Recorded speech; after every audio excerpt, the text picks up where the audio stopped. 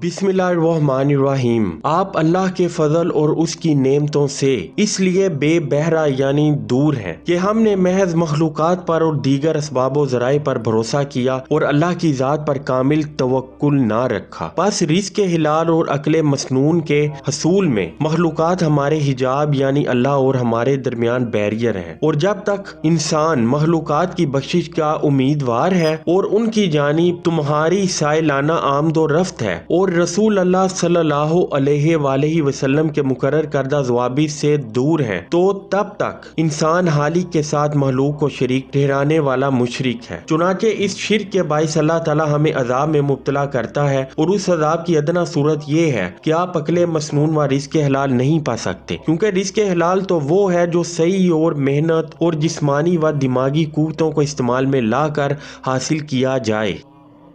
پھر اگر آپ نے اللہ کے ساتھ مخلوقات کو شریک ٹھہرانے سے توبہ کر لی اور پھر صحیح و محنت کی طرف رجوع کیا، اپنی محنت، کوشش اور صحیح کے ذریعے رزق کے اسباب تلاش کیے اور اپنی صلاحیت پر پورا یقین رکھا اور رزق کے حصول کے لیے بے حد کوشش کی، اور اس دوران اللہ تعالیٰ کی بجائے اپنے اوپر بھروسہ کیا اور محض اپنی محنت و صلاحیت پر بھروسہ کیا، تب بھی انسان مشرک۔ لیکن شرک کی یہ قسم پہلے شرک سے زیادہ خفی یعنی پوشیدہ ہے، اور اللہ اس شرک پر آپ کو عقوبت اس طرح کرے گا کہ بالواسطہ و سبب آپ کو رزق عطا فرمانے سے محجوب رکھے گا، اور آپ تحصیل رزق کے باطنی ذرائع سے بے بہرہ ہوں گے، یعنی آپ کو اللہ اپنی حکمت سے بغیر مشقت اور شدید صحیح اٹھائے غائب کے خزانوں سے رزق عطا نہ کرے گا۔ پھر جب تم اس شرک خفی سے بھی توبہ کر لے گا اور محض اپنی محنت و صلاحیت پر بھروسہ رکھے گا اور یقین کر لے گا کہ اللہ تعالیٰ ہی حقیقی رازق اور مسبب الاسباب ہے، وہی آسانی پیدا کرنے والا، وہی توفیق و محنت اور کسب عطا فرمانے والا، اور وہی مشکلات و معانع کو رفع فرمانے والا ہے، اور اسی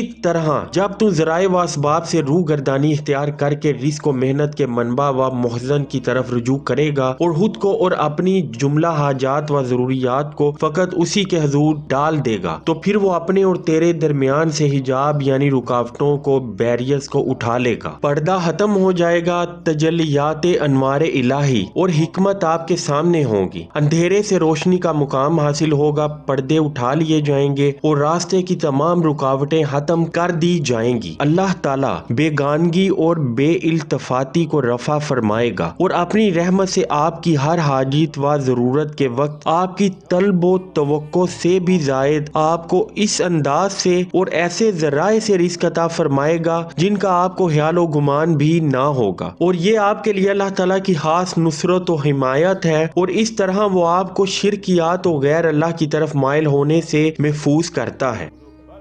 پھر جب آپ کے قلب و دماغ سے ذاتی ارادے اور ذاتی خواہشیں منقطع ہو جائیں گی اور آپ کلی طور پر متوکل علی اللہ ہو کر اپنے ارادوں کو اللہ کے ارادوں میں فنا کر دیں گے، تو پھر اللہ تعالیٰ یقیناً آپ کو آپ کا رزق مقسوم بھیجے گا، وہ رزق آپ کو پہنچ کر رہے گا اور وہ آپ کے سوا کسی دیگر شخص کا حصہ نہ ہوگا۔ آپ کی اشد حاجت و ضرورت کے وقت وہ آپ کی مدد و دستگیری فرمائے گا، اور ساتھ ہی آپ کو اس رزق کے ذریعے ادائے شکر کی توفیق دے گا۔ اللہ آپ کی مدد و اعانت و امداد ایسے کرے گا جیسے کوئی ڈاکٹر مریض کا خیال رکھتا ہے، اور ایسا ڈاکٹر جو مریض کا دوست بھی ہو۔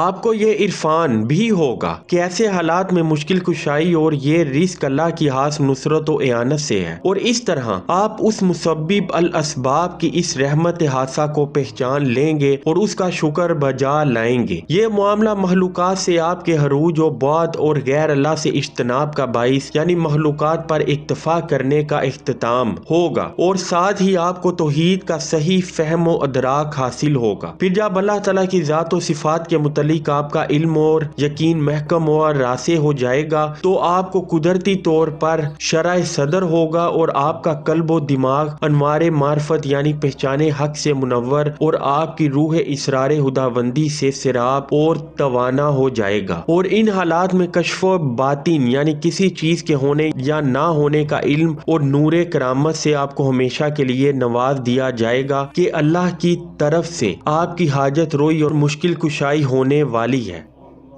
قرآن کریم میں سورہ السجدہ آیت 24 میں اللہ تعالیٰ نے فرمایا، ہم نے بنی اسرائیل سے ایسے ائمہ دین اور رہبران قوم بنائے جو ہمارے اوامر کی ان میں تبلیغ و اشاعت کریں۔ انہیں یہ قیادت و صلاحیت تب عطا ہوئی جب ان لوگوں نے صبر کیا اور ہماری آیات پر یقین اور ایمان رکھنے والے ہوئے۔ اپنے کلام مقدس میں ایک اور جگہ سورہ العنکبوت میں فرمایا، جو لوگ ہماری راہ میں جدوجہد، ریاضت و مجاہدہ کرتے ہیں، یقیناً ہم انہیں صراط مستقیم دکھاتے ہیں اور ان کی رہنمائی کرتے ہیں، یعنی راستہ دکھاتے ہیں۔ نیز فرمایا، تم لوگ اللہ سے ڈرتے رہو، وہ اپنے اسرار قدرت میں سے تمہیں بہت کچھ سکھا دے گا اور تمہیں نور معرفت عطا کرے گا، پھر ایسے بلند مقام روحانیت پر تجھے تکوین یعنی تخلیق اشیاء کا اختیار عطا کیا جائے گا اور تو کائنات میں تصرف کرے گا، ایسی ظاہری اجازت ربی کے ساتھ جس میں شک و شبہ کو دخل نہیں، ایسی